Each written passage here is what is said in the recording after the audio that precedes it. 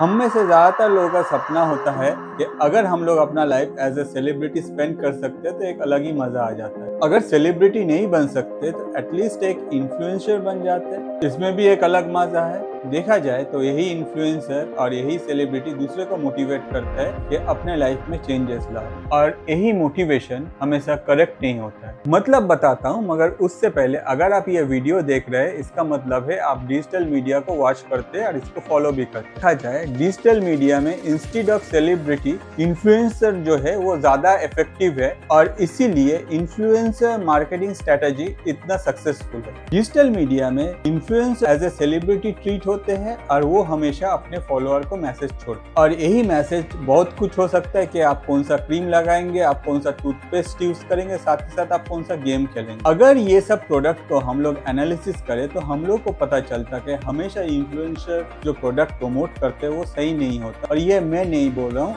Advertising council standard of India ने 257 influencer का एक लिस्ट निकाला है, जिसमें बोला जा रहा है ये जो इन्फ्लुएंसर है ये ब्रांड्स को मिस रिप्रेजेंट किया है अपने फॉलोअर के सामने। मतलब जो ब्रांड्स है या फिर जो डेटा एग्जैक्ट है उसको ठीक तरह से रिप्रेजेंट नहीं किया गया है फॉलोअर के लिए, जो आगे जाके इन लोगों के फॉलोअर के लिए अच्छा नहीं है। Forgetting the hashtag ad or hashtag sponsored for paid brand promotions could soon become a costly problem for social media influencers. According to Advertising Standards Council of India, 92% of gaming ads do not follow guidelines. Real Money Gaming dominates problematic ads as top violator in FY 22-23. Money gaming industry has surpassed the education sector as the most violative in advertising. There are 3 or 4 people giving us very objective good advice. There are 7 others out of 10 who are probably driven by some other consideration. जो भी follower ये add देख के ये सब product खरीदा है, completely उन लोगों के साथ चीटिंग किया गया है। तो आप बोलेंगे भैया इसमें नया क्या है? टीवी, रेडियो, न्यूज़पेपर में तो बहुत दिन से बहुत सारा ऐड आता है जिसमें भी मिसलीड किया जाता है, तो सेम एज इसमें भी किया गया है।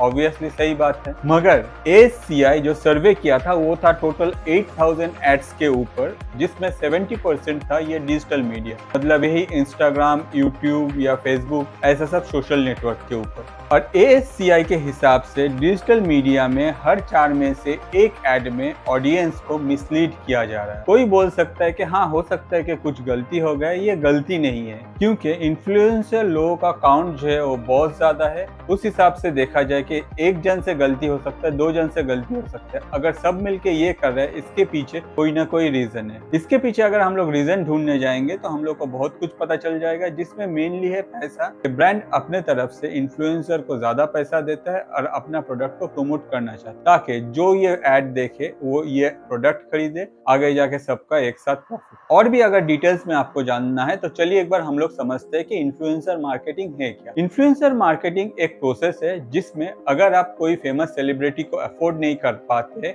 अपने प्रोडक्ट के लिए, छोटा मोटा जो यूट्यूबर है या फिर बड़ा जो यूट्यूबर है, उन लोगों को अफोर्ड कर सकते हैं अपना जो प्रोडक्ट है उसको प्रमोट करने के लिए। वो लोग अपने वीडियो में ये प्रोडक्ट को प्रमोट करते हैं और उससे जाके आपका जो प्रोडक्ट है वो बिक जाता है। तो ये था एक रफ आइडिया। डिटेल्स में अगर देखें, अगर आप कोई नया प्रोडक्ट लॉन्च करने जा रहे हैं, एट टाइम आपको एक ब्रांड एम्बेसडर रखना होता है, या फिर आप कोई मार्केटिंग एजेंसी को कॉन्टैक्ट करेंगे जो आपका मार्केटिंग देखेगा। अगर आपका बजट हाई है तो आपका प्रोडक्ट को प्रमोट करने के लिए कोई भी सेलिब्रिटी वो लोग हायर कर सकते हैं। अगर आपका बजट उतना नहीं है, then they will suggest you the influencer। Influencer means हम लोग के जैसा कोई यूट्यूबर या फिर ऐसा कोई बंदा जो सोशली वेल नोन हो। अगर वो बंदा आपका प्रोडक्ट यूज करता है सबके सामने और वही प्रोडक्ट को प्रमोट करके बोलता है कि हाँ भैया आप भी यूज करो, तो आगे जाके आपके मन में एक बार न एक बार आएगा ही कि भाई ये प्रोडक्ट खरीदते हैं और यूज करते हैं। इन्फ्लुएंसर लोग हमेशा कंपेयर टू सेलिब्रिटी कम चार्ज करते हैं, प्रोडक्ट भी बिक जाता है। कहा जाए तो आपका प्रॉफिट है।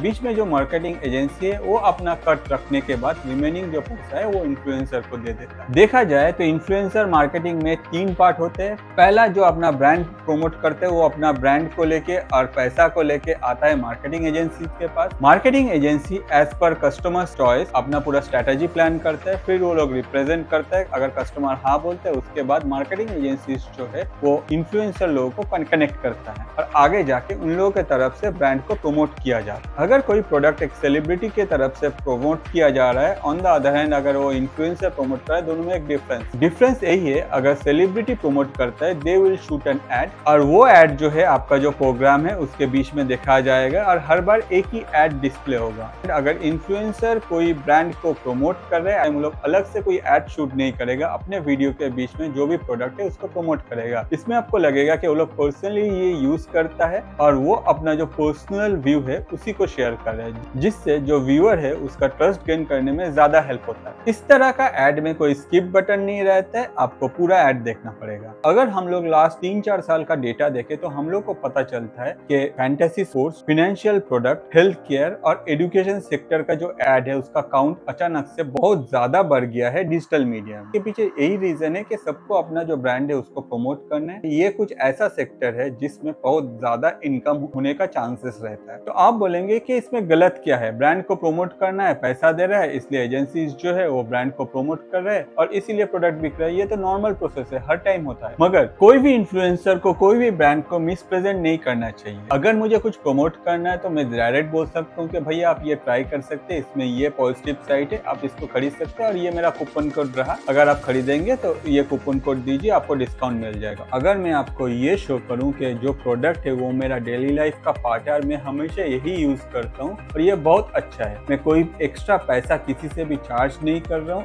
इसके लिए, और ये मेरा डेली लाइफ का पार्ट है और ये कोई एड नहीं है, ये मैं अपने पर्सनल एक्सपीरियंस से बोलूँ तो ये झूठ रहेगा। क्योंकि अगर आप वही सेम इन्फ्लुएंसर को बहुत दिन से फॉलो कर रहे हो तो आपको पता रहेगा कि कभी ना कभी वही सेम प्रोडक्ट कोई दूसरा ब्रांड का वो प्रमोट कर चुका है। अगर ब्रांड अच्छा हो उसको प्रमोट किया जाए कोई प्रॉब्लम नहीं है, अगर ब्रांड सही ना हो तब जाके प्रॉब्लम आता है। क्योंकि अगर ब्रांड सही नहीं रहेगा जो ऑडियंस है उन लोगों को सफर करना पड़ेगा आगे जाके। जो इन्फ्लुएंसर है उसका जो ऑडियंस का जो ट्रस्ट है वो चला जाता है। ऑडियंस का जो ट्रस्ट है वही कोई क्रिएटर या फिर इन्फ्लुएंसर को ग्रो करने में हेल्प करता है और जिसका जितना ज्यादा फॉलोअर है या फिर ऑडियंस है वो उतना बड़ा इन्फ्लुएंसर कहा जाता है। इस हिसाब से देखा जाए सबसे बड़ा जो गेम है वो है ट्रस्ट का, और वो ट्रस्ट गेन करने में एक क्रिएटर को बहुत ज्यादा टाइम लगता है। क्योंकि सोशल मीडिया प्लेटफॉर्म में इंस्टेंटली कोई ग्रो नहीं कर सकता है, इसके लिए आपको टाइम देना पड़ता है। अगर आप पहले से फेमस है तो आपका जो ग्रोथ है वो फास्टर रहेगा, मगर अगर आप फेमस नहीं है तो आपको हार्ड वर्क देना पड़ेगा और बहुत साल का हार्ड वर्क के बाद ही आप फेम गेन कर पाएंगे with a proper trust. TV, radio, newspaper और क्रिएटर के एड में सबसे मेजर जो डिफरेंस है वो है ट्रस्ट। ऑडियंस हमेशा एक क्रिएटर को ज्यादा ट्रस्ट करता है कंपेयर टू एक सेलिब्रिटी,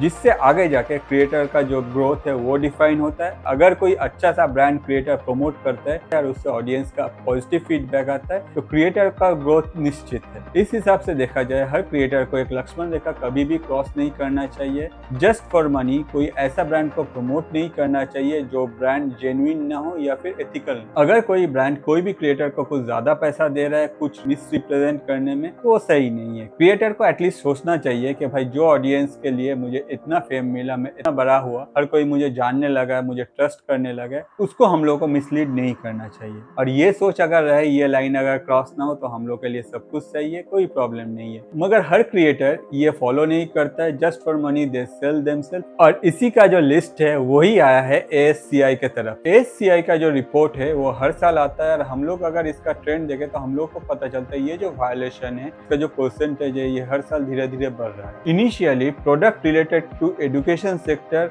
ये रूल्स ज्यादा वायलेट कर रहा था और अभी जाके आ गया ये फैंटेसी गेम। ये गेम में पैसा लगता है और इसीलिए ये सारा जो कंपनीज है ये लोग पूरा एक्टिव होकर ये जो क्रिएटर लोग है लोग को पे करता है और उसके बाद ये लोग प्रमोट करते हैं ये गेम। अगर इस साल का डेटा देखा जाए तो सबसे ज्यादा जो वायलेशन है वो है ये fantasy games related ads. Brands, theatre, agency सबको ये ASCI का जो रिपोर्ट है ये पता है, मगर ज्यादातर क्रिएटर इसके बारे में बात नहीं करना चाहेंगे क्योंकि इससे क्या होता है खुद का बदनामी होता है। ऑन द अदर हैंड ये डेटा अगर ऑडियंस के पास जाएगा तो हो सकता है ऑडियंस क्रॉस चेक करके देखे कि उन लोगों का फेवरेट जो क्रिएटर है उसका नाम इस लिस्ट में है या नहीं है। अगर रहेगा तो ये जो ट्रस्ट है ये टूट सकता है जो आगे जाके अच्छा नहीं है, इसीलिए इस बारे में बात ही नहीं। अकॉर्डिंग टू ASCI 93.5% क्रिएटर जो है ये ब्रांड को ठीक तरह से रिप्रेजेंट नहीं करता है। इसको लेके अभी तक हम लोगों का गवर्नमेंट इतना ज्यादा स्ट्रिक्ट नहीं है। आगे जाके हो सकता है कि ऐसा कोई वायलेशन के लिए जो क्रिएटर हो या फिर जो ब्रांड हो या फिर जो मार्केटिंग एजेंसी हो उसको पेनल्टी पे करना पड़ सकता है। गवर्नमेंट की तरफ से अगर ऐसा कुछ रूल आता है तब जाके ये प्रॉब्लम शायद सुधर सकता है। हो सकता है कि मार्केटिंग रिलेटेड जो नॉर्म्स है वो चेंज हो जाए, या फिर जो ब्रांड्स है या फिर जो क्रिएटर है या फिर जो मार्केटिंग एजेंसी है उन लोगों को पेनल्टी भी किया जाए इन फ्यूचर जाके।